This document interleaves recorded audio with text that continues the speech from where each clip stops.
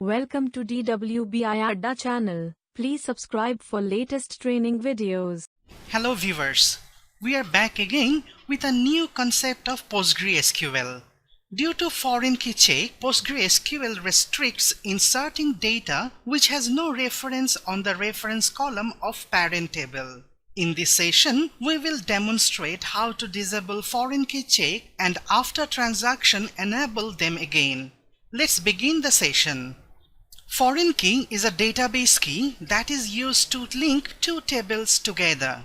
The foreign key constraint identifies the relationship between the tables by referencing a column in the child table that contains the foreign key to the primary key column in the parent set. PostgreSQL restricts to insert new data in the foreign key column as these data do not have any reference in the parent table. We can disable foreign key constraint using this alter table disable trigger all option. We have to specify the name of the table in place of table name. Usually, after the transaction, we again enable the foreign key constraint using this alter table enable trigger all option.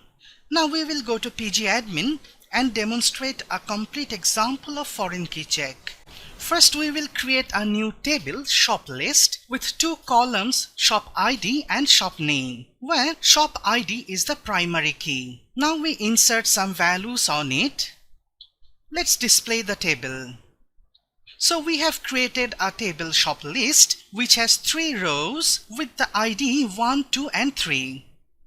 Now we are going to create another table item cell with 5 columns. We will also add a foreign key constraint on shop ID referring to the shop ID column of shop list table. Let's create this table.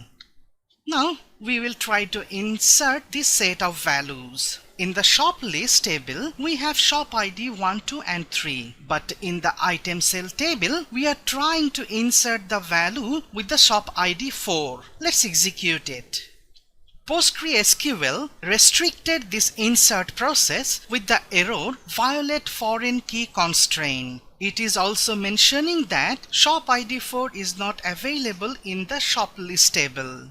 Now we will disable this foreign key check using alter table name, then disable trigger all.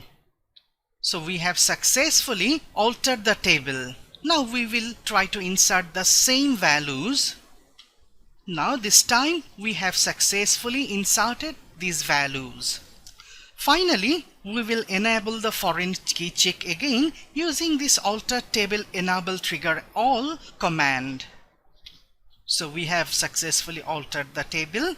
With this, we are finishing our demonstration in pgadmin. Now returning to presentation. In this session, we have demonstrated how to disable and enable foreign key check. That's all for today. See you in the next tutorial.